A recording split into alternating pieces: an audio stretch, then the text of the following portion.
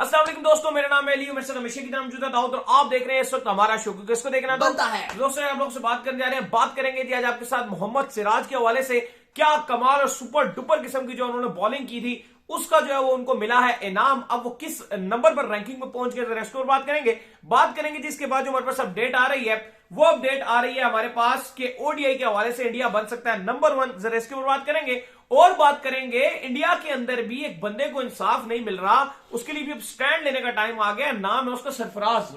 सरफराज जहां भी है बेचारा वो थोड़ा धोखों में ही है क्या वजह बन रही है उसके ऊपर। अब सुनील गावस्कर भी आ गए भाई उनको सपोर्ट करने के लिए, उसमें भी बात करेंगे। तो अगर आप हमारे चैनल पर नहीं और पहली बार आए तो चैनल को आप सब्सक्राइब करें और साथ लेके बेल आइकन बजाना। तो बात का आगाज करते हैं नंबर 1 खबर के साथ जो कि हमारे पास आ रही है। तो दाऊद साहब, इस वक्त जो नंबर 1 खबर आ रही है वो आ रही है सिराज को लेकर। तो सिराज ने जो है बड़ी सुपर डुपर किस्म की जो बॉलिंग दिखाई है। लगातार जो पिछली बैक टू बैक सीरीज गुजर रही है, अभी जो श्रीलंका की सीरीज गुजर रही थी और अभी जो न्यूजीलैंड की सीरीज ऑन गोइंग है, क्या जबरदस्त किस्म की कमाल किस्म की उसके अंदर जो है बॉलिंग के जोर दिखा रहे हैं। मजा आ रहा है भाई देख के। देखो अली साहब, सिराज ने तो तारीखें तोड़ना शुरू कर दी हैं। सिराज ने आईसीसी की लेटेस्ट रैंकिंग में आपको पता है कितनी जंप लगाई है? एक रैंकिंग की नहीं, 2 की नहीं, 3 की नहीं, 5 की नहीं, 7 की नहीं, 8 की नहीं, 12 की नहीं, 13 दर्जे तरक्की उसने पाई है। और वजह बनी उसकी हीरोइक गेंदबाजी। पहले भारत को तारीख की, क्रिकेट की तारीख की, ODI T20 wide ball specially ODI की तारीख की सबसे बड़ी जीत दिलाई। 300 प्लस के रोहित पहले कप्तान बन गए, वो जीत दिलाई।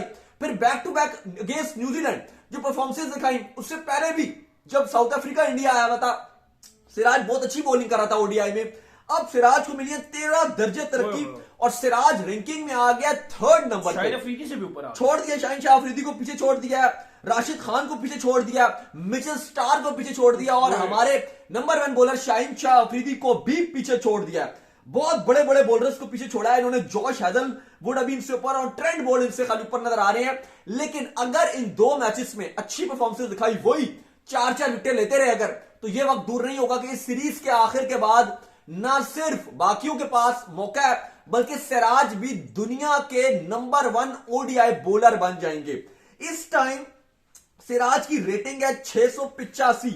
जॉश हेजलवुड और ट्रेंट बोल्ट टॉप पे नजर आ रहे हैं। 730 है नंबर 1 बॉलर ट्रेंट बोल्ट की। लेकिन अगर 5 या 4 विकेट हॉल ले लिए इन्होंने और आउटस्टैंडिंग बॉलिंग की तो सिराज को कोई भी नहीं रोक सकता। रायपुर में कल मैच खेला जाना है, India versus New Zealand, second ODI. लेकिन सिराज की 13 दर्जे जो उनको तरक्की मिली है, इस पर फिर आपको बता दूं कि शकीब उल हसन, राशिद खान, मिचेल स्टार्क, शाहीन शाह अफरीदी, मुस्ताफिजुर रहमान और मुजीबुर रहमान, इन सबको बड़े बड़े नाम है ये, इन सबको रैंकिंग में पीछे छोड़ा है। जिस तरह की को अटैकिंग बॉलिंग कर रहे हैं, सबसे बड़ी बात है वो अटैकिंग बॉलिंग। जिस तरह का लगातार सिराज ऑप्शन बन गए हैं, विकेटें उड़ा देना अब सिराज के लिए इंडिया में कोई बड़ी बात नहीं रही। ये वही सिराज थे जो बड़े रन्स दिया करते थे और एक टाइम पर ऐसा लग रहा था कि यार इनसे रन्स रोकना जो है नाकाम हो गए। लेकिन जब से इन्होंने अटैकिंग ऑप्शन अपनाया, विकेट टू विकेट बॉल पकड़ना शुरू किया, तब से छोड़ी नहीं। और मैं सिराज की तरक्की में अगर किसी को क्रेडिट दूंगा तो वो 1 एंड ओनली है और वो है विराट नो। क्योंकि मैं मानता हूं सब जितने फैंस हैं और वो यही बोलते थे कि यार सिराज रन मशीन है, सिराज बकवास है, सिराज बेकार बॉलर है, सब ये बोलते थे, हर बंदा ये बात करता था। लेकिन एक ही बंदे ने इसके ऊपर ट्रस्ट शो था और वो कैप्टन विराट कोहली। उसने इसको व्हाइट बॉल ओडीआई में ट्रस्ट शो किया, इसको लाल बॉल में लेकर आया। विराट इस बंदे को लाल बॉल में लेकर आया और गाबा में इसने 5 विकेट ली। गाबा में इसने भारत के लिए शानदार जीत में अपना किरदार अदा किया। बैटिंग में तो चलो बाकियों ने किया, सब ने किया मिल मिलाकर, लेकिन बॉलिंग में इसने 5 विकेट ली उस गाबा में। ऑस्ट्रेलिया की बहुत बड़ी टीम को इसने तहस नहस कर दिया। विराट ही था जो आरसीबी में इसको सपोर्ट करता रहा और अब आरसीबी में भी सिराज ने कहा जी मैं तो यहां पर रहूंगा कुछ भी हो जाए।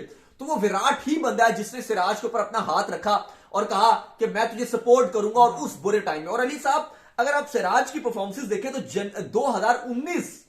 2019 में सिराज की आईसीसी में ओडीआई रैंकिंग शायद लोगों को नहीं पता होगी, लेकिन अगर मैं आपको बताऊं आप हैरान रह जाओगे। 263, 263। 2020 में सिराज की रैंकिंग और बदतरीन हो गई क्योंकि बुरी बॉलिंग थी। 279, 279। फिर 2021 में बताएंगे वही सिराज। फिर अगर आप उसके बाद अगर आप 21 से 22 तक का अगर आप सफर देखें तो एकदम सिराज की हीरोइक जंप लगी और 18 नंबर पर आ गए 2022 का एंड तक। ये इनकी तरक्की थी कि एकदम इन्होंने 279 से अपने 2 सालों में इतनी अच्छी बॉलिंग की, अपने आप को इंप्रूव करते रहे वक्तन और 279 से जब 2023 का साल का आगाज शुरू हुआ तो ये 18 नंबर पर मौजूद थे। और उसके बाद फिर जब 2023 शुरू हुआ तो सिराज ने जो गेंद डाला आउटस्टैंडिंग, श्रीलंका को तहस नहस कर दिया, न्यूजीलैंड को आउट क्लास कर दिया, और उसके बाद आईसीसी ने उनको रिवॉर्ड दिया। और रिवॉर्ड ये था कि सिराज ने सारे बड़े बोलर्स को, शाहीन से लेकर Mitchell Starc, Rashid Khan, Mujeeb, Matt Henry, Shakib ul Hasan, सबको पीछे छोड़ दिया और अब नंबर 3 पर पहुंच गए। और अगर अभी अगले 2 मैचेस में या फिर अगर इतनी नहीं भी अच्छी बॉलिंग करते तो ऑस्ट्रेलिया के साथ भी टेस्ट के बाद ओडीआई से अगर वहां पे अच्छी बॉलिंग की तो ये बंदा नंबर 1 पोजीशन पर आ जाएगा। बिल्कुल तो कमाल सिराज का जो राइस है, सिराज का राइस है, और लग ये रहा है कि नंबर 1 रैंकिंग ये अचीव कर सकता है। बहुत ही कम इनका फासला रह गया, क्योंकि देखो अली बात हम करते हैं इंडिया की बॉलिंग के ऊपर। आज वो टाइम है कि इंडिया के पास बॉलर निकल कर आ रहे हैं। पहले खाली बुमराह करते थे कि बुमराह एक बॉलर है, लेकिन फिर अगर आप देखो तो नीचे लेवल जो, अगर आप देखो जो आईपीएल से निकल कर आ रहे हैं, नीचे वाला लेवल। ये बताएं कि बुमराह कितने टाइम से इंडियन टीम के साथ नहीं है, बहुत टाइम हो गया। अर्शदीप ने संभाल ली वो लाइन। आपका एशिया कप में थे बुमराह? नहीं थे। आपके वर्ल्ड कप में थे? नहीं थे। सेमीफाइनल से बाहर हुई है इंडिया। फिर अभी देख लें सीरीज में बैक टू बैक जीती बुमराह है। नहीं है। ये किसी भी टीम के लिए बहुत बड़ी बात है, जो मैं बात कह रहा हूं कि उसके बड़े स्टार खिलाड़ी के ना होने के बावजूद उसका जीतना। क्योंकि हमारे यहाँ तो ये लगता है कि जैसे ये खिलाड़ी ना हुए तो फैंस के जहन में बाबर हर हार का मलबा उसी पे डाल देते हैं। इनके जहन में एक चीज चलती होती है कि इसके बगैर जीतना ही पॉसिबल है। तो बाबर ये करते हैं ना। ये और आपका रमीज राजा से लेकर जितना है अभी तक हारों के जो मलबे वो डाले इस पे के बॉलर इंजर्ड है। दूसरी तरफ इंडिया में तो जीत रहा है, इंडिया ने तो कोई नहीं इसके ऊपर कहा कि हमारे बॉलर इंजर्ड है। और मजे की बात यह कि फ्लैट विकेट पे आपके बॉलर से भी कुछ नहीं करना था, क्योंकि फ्लैट विकेट अगर ग्रीन विकेट होता तो बात थी। पाकिस्तान में तो शाइन की टेस्ट में कोई खास परफॉर्मेंस भी नहीं है। अगर आप देखो तो आप फ्लैट विकेट बना रहे हो, वहां पे शाइन कर क्या लेगा यार? बात कोई भी नहीं बॉलर कर सकता, कोई बॉलर कुछ नहीं कर सकता। तो शाइन क्या करेगा? आप बैट्समैनों के लिए फ्लैट विकेट बना रहे हो, शाइन आते भी तो वो इंजर्ड ही होना था और तो कुछ नहीं होना था। जो हुए हारिस रऊफ आए थे, क्या कर लिया? कुछ भी इंजर्ड होकर बाहर हो गए। तो कहने का मकसद है कि हम तो खराब करते हैं बॉलर्स को। अब इंडिया ने अपने घर पर विराट कोहली ने लाल बॉल में टेस्ट में ग्रास छोड़ा, अपने फास्ट बॉलर को ग्रूम किया। शिवम मावी ने डेब्यू में इतनी अच्छी बॉलिंग की। आप देखो ठाकुर है, वो नॉर्मल सा बॉलर है, एवरेज बॉलर है, लेकिन आप देखो मैचेस जितवा रहा है। कल परसों वाला जो मैच था उसमें भी आखिरी ओवर उसने जितवाया। फिर 2021 में इंडिया न्यूजीलैंड के अंदर 5 T20 सीरीज थी, उसने सुपर ओवर बनाए और सुपर ओवर में अच्छी परफॉर्मेंस भी दिखाई। तो कहने का मकसद यह है कि और भी नीचे अगर आप इंडिया के लेवल के बॉलर देखें तो आपको यंगस्टर्स में नजर आ रहा है कि दम है, कि नीचे से जो बॉलर्स आ रहे हैं बहुत सारे बॉलर नजर आ रहे हैं। चलो अभी फास्ट बॉलर उमरान मलिक है, ये सिराज अच्छी बॉलिंग कर रहा है, अर्शदीप सिंह है, शिवम मावी आया है, बुमराह ऑलरेडी मौजूद है। फिर अगर आप नीचे जाके देखो तो चेतन शिकारिया टाइप बॉलर आपको नजर आ रहे हैं कि वो कमलेश नागरगोटी, या और अगर आप देखो तो मोहसिन है, और अगर आप अंडर इनकी जाके देखो बेंच स्ट्रेंथ में जो आपको नीचे नजर आ रहा है कि दमदार बॉलर है। और भी काफी सारे बॉलर्स पे अगर नाम बताऊं तो दर्जन बॉलर है, काफी बार हमने बताया मैं आपको। नटराजन वो भी बाहर है, क्या आपको नजर ही नहीं आ रहा। प्रसिद्ध कृष्णा, ऐसा ही है, कृष्णा भी आपको बाहर नजर आ रहा है, वो भी उनके कुछ फिटनेस मसाइल थे, वो भी बाहर है। लेकिन प्रसिद्ध कृष्णा को आप देख लो, बेहतरीन बॉलर है।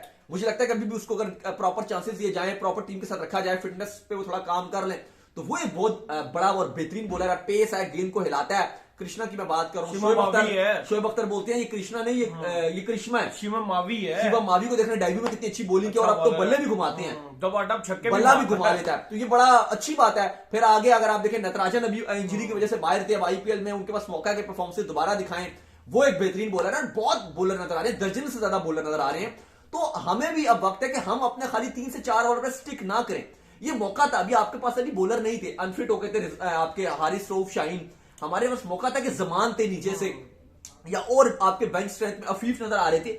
आपका भी फर्ज था, पाकिस्तान की मैं बात कर रहा हूं, सिलेक्शन कमेटी का फर्ज है, या बाबर को स्पेशली रिस्पॉन्सिबिलिटी जाती है कि दोस्ती यारियों से निकले, हसन से आगे निकले, और आपके और भी बॉलर हैं आपके पास, हसनैन और ये जो हसनैन रन मशीन है, इनसे आगे निकले। आप देखें जमान खान है, अफीफ है, मौका देंगे तो बॉलर बनेंगे ना। इंडिया मौके देता है प्रॉपर। अब शिवम मावी है, अब यहां पाकिस्तान में होता तो कभी मौका ही नहीं मिल पाता। उन्होंने ये कहते हैं भाई 2 ही बॉलर है, बुमराह और है, उसके अलावा किसी के अलावा मौका ही, शामी के अलावा मौका ही नहीं देंगे किसी को, अगर इनके पास ही होते।